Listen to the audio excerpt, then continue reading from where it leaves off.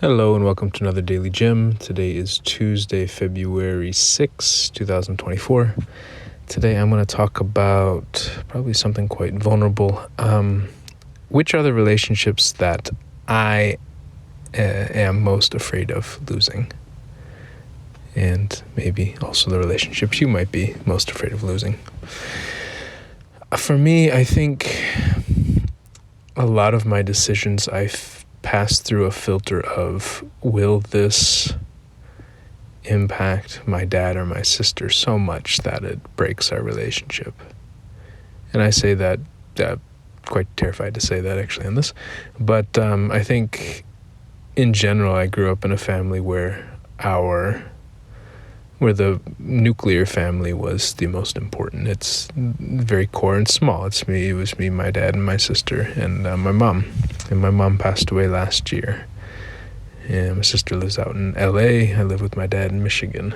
And I think there's a lot of fear of, if I do what I really want to do sometimes, that it may break the relationship. Not because I'm a bad person or they're bad people, just because sometimes we can see things from a very different perspective. And I think most people out there could relate. And I think about how trying to be grateful for the fear, because the fear says to me that I really, really care about them and I want them to be well and I want them to be in my life. I care about having them in my life and for them to be well, kind of the combination.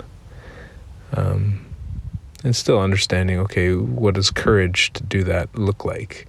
And do I want to have the courage, And I was reflecting on an ex and how I think she may have been afraid to be with me in some ways because the way that I was living of being more open emotionally and basically being more optimistic and excited about life seemed to clash with the people around her. It's like every time she'd get into a fight with people around her and they would break her heart, she would cut me off, and I was so confused. Like, why aren't you cutting them off? Well, it's a lot easier to cut off the guy who lives on the other side of the planet than it is to cut off the roommate or the mother or the best friend or the ex-boyfriend. Yeah, and I started thinking about just how many people, how many of us are making these calculations out of fear of losing people we really care about, or losing the relationships with these people, almost like a relationship death or end of interaction. And think about it, think about people coming out of the closet. Whether they're coming out because they're gay or because they're lesbian or transgender or something else, just coming out and stating an opinion and a belief that's quite different than people in their community. Could be coming out with a new religious belief system, could be coming out with a new political belief. It doesn't even have to be a full system. It could just be caring about one thing, like this new bill that's passing through the Senate for border protection in the U.S. and going against a party line. Just the fear of doing something that's going to alienate us and excommunicate us in a way. And how powerful that fear is in stopping us from doing what we want to do. And it's a fear. It doesn't mean it'll come true. I think this thing might happen and it might feel bad. Just reflecting on how I think which relationships really matter the most to me. Maybe it's different for each person, maybe some person doesn't care if they lose their relationship with their father. Maybe they never had one, but they really don't want to lose the one with their mother, or they don't want to lose the one with their sibling, or they don't want to lose the one with their boss, or the employer in general, the company that they've worked for a while, or they don't want to lose a relationship with their church or with their mentor or with their spouse or with their kid or with their political party or with their nation or with their gender or with their... I mean, how many people don't want to come out or are afraid to come out and say something that is loving towards men or women because there's almost this pact within our groups that say, hey, if you love somebody I hate, then I hate you. Why can't I inspire you to love that person as well? So yeah, just sitting here reflecting on that. I went out to the park. It was a sunny day here in Michigan. I was trying to enjoy. My voice is a little slow, I'm realizing.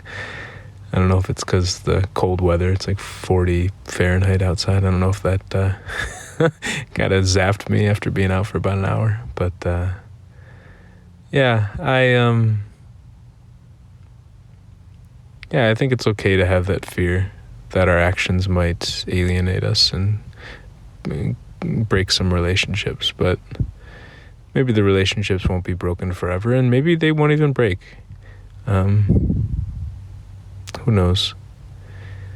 But wow, I think it's a very powerful motivating factor. And I'll just do a side quick tangent on how I think this is one of the main reasons why people aren't voting for the Senate bill on border control and immigration that the Republicans actually put forth, and now they're saying, "Oh, we don't want to we don't want to vote on it." It's like, wait, what?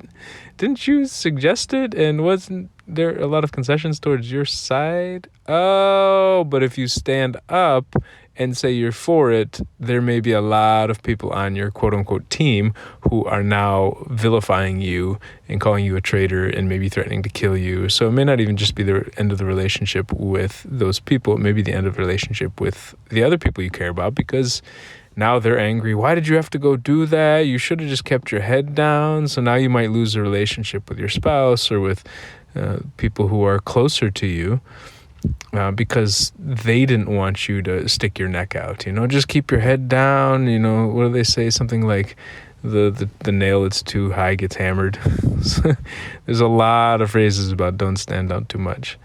And so I think the fear can really escalate quickly as we think, okay, if I get kicked out of this one group, other people in that group who are really close to me may be really upset and kick me out of their group. So, but I think it's okay, like I said, to have this fear, because it says we really care about these people and we care about these relationships. And again, asking, what does it look like to have the courage to go forth anyway? 8 minutes, better than 9 minutes yesterday, but we'll try to get better each day. Talk to you tomorrow.